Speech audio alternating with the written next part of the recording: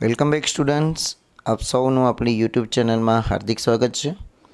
વિદ્યાર્થી મિત્રો, આપણે આ વિડીયોની અંદર ધોરણ 9 વિષય હિન્દી આવનારી જે તમારી પ્રથમ પરીક્ષા છે ઓક્ટોબર મહિનામાં, તો આ ઓક્ટોબર મહિનામાં જે તમારી પરીક્ષા લેવાશે એમાં હિન્દી વિષયનું પેપર તમારું કેવું આવશે, કેવા કેવા પ્રશ્ન પૂછાશે, અને અહીંયા તમે જે વાંચી શકો છો ગુજરાત માધ્યમિક અને ઉચ્ચતર માધ્યમિક શિક્ષણ બોર્ડ ગાંધીનગર દ્વારા એક મોડલ પેપર પણ તમને આપવામાં આવેલું છે, જે તમારી પરીક્ષા માટે ખૂબ જ ઉપયોગી સાબિત થશે.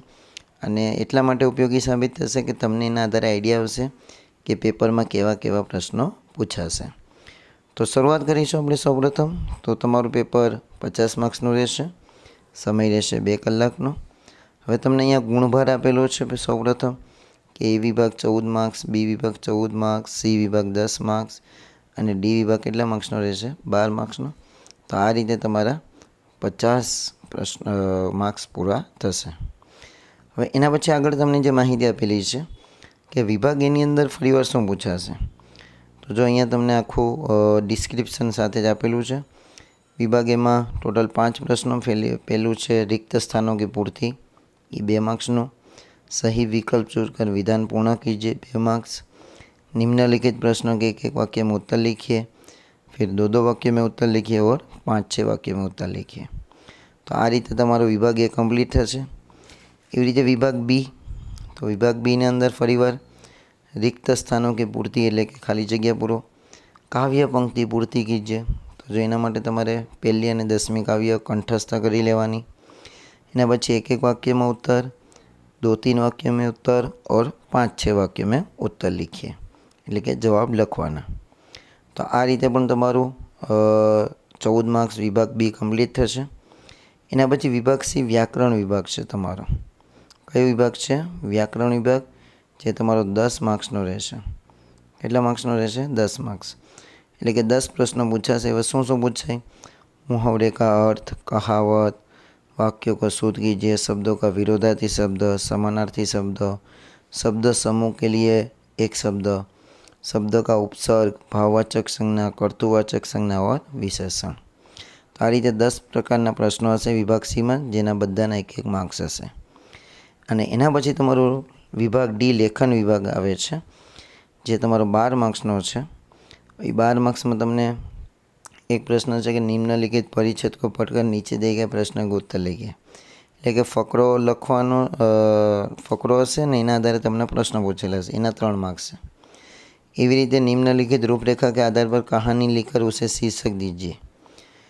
તો એક કહાની લખવાની હશે, એના રહેશે 3 માર્ક. કહાની એટલે કે વાર્તા. અને એના પછી એક 23મું છે નિમ્નલિખિત પત્ર લેખન કીજીએ, જો આથવાવાળો પ્રશ્ન છે. અને એના પછી તમને 100 શબ્દોમાં નિબંધ લખવાની વાત છે કે ભાઈ 100 શબ્દોની અંદર નિબંધ લખવાનો છે.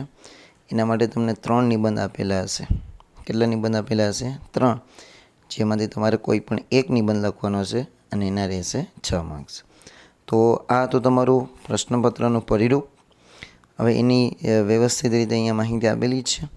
પણ હવે તમને એક આદર્શ પ્રશ્નપત્ર, જેને આપણે ઇંગ્લિશમાં મોડલ પેપર અથવા નમૂનાનું પ્રશ્નપત્ર કહી શકીએ, તો એ તમે જુઓ.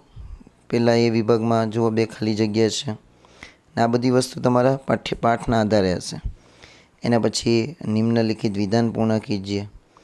એના પછી 1-1 વાક્ય में उत्तर, 2-3 वाक्य में उत्तर, એના પછી 5-6 વાક્ય में उत्तर. અને કેટલા પ્રશ્નો પૂછાશે? તો આમાં 2 છે, આમાં પણ 2 છે, ને આમાં 1 જ છે. એના પછી તમારે વિભાગ બી પદ્ય વિભાગ, તેમાં ફરી ખાલી જગ્યા. એના પછી જો એક પ્રશ્ન છે કાવ્ય પંક્તિ પૂર્ણ કીજીએ, આના માટે તમારે 1લી અને 10મી કાવ્ય બાકી કરી લેવાની. એના પછી તમને 1-1 વાક્ય में उत्तर, 2-3 વાક્યો में उत्तर और 5-6 વાક્ય में उत्तर. તો આ રીતે 10 માર્ક્સનું પૂછાશે. વિભાગ સીમાં તમને જે આગળ વાત કરેલી હતી, મુહાવરા, કહાવત, वाक्य शुद्ध, विरोधी शब्द, समानार्थी शब्द, शब्द समूह के लिए एक शब्द, शब्द का उपसर्ग, भाववाचक संज्ञा, कर्तृवाचक संज्ञा, विशेषण. તો આવા 10 ટોપિક તમને પૂછાશે, જે તમારે સારી રીતે પાઠ્યપુસ્તકમાંથી તૈયાર કરવાના છે. અને વિભાગ ડી, જે તમારો લેખન વિભાગ છે, એમાં પહેલું તમને 3 માર્ક્સનું ફકરાને વાંચી અને એના જવાબ લખવાના. એના પછી તમને એક કહાની લખવાની છે અથવા તમારે શું લખવાનું છે, પત્રલેખન કરવાનું છે. અને છેલ્લું તમારું છે નિબંધ, મેરા પ્રિય ત્યોહાર મેરા ભારત મહાન, વિદ્યાર્થી કી આત્મકથા.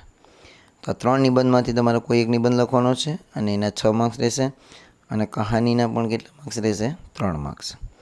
તો આ રીતે તમારું હિન્દી વિષયનું સંપૂર્ણ પ્રશ્નપત્રનું પરિરૂપ, કેવા પેપર આવશે, કેવા પ્રશ્નો પૂછાશે. જો આ પેપર તમને જે આપેલું છે એમાં તમે જોઈ શકો છો કે પાઠમાંથી કેવા કેવા પ્રશ્નો નીકાળેલા છે. તો વિદ્યાર્થી મિત્રો, આશા રાખીશ તમને આ વિડીયો પસંદ આવ્યો હશે. જો વિડીયો પસંદ આવ્યો હોય તો આપણા વિડીયોને લાઇક કરો, વધુમાં વધુ તમારા મિત્રો સાથે શેર કરો. ચેનલ પર નવા હોય અને ચેનલને હજુ સુધી સબસ્ક્રાઈબ ન કરી હોય તો સબસ્ક્રાઈબ કરી બાજુના બેલ આઇકોનને પ્રેસ કરો. Thank you very much.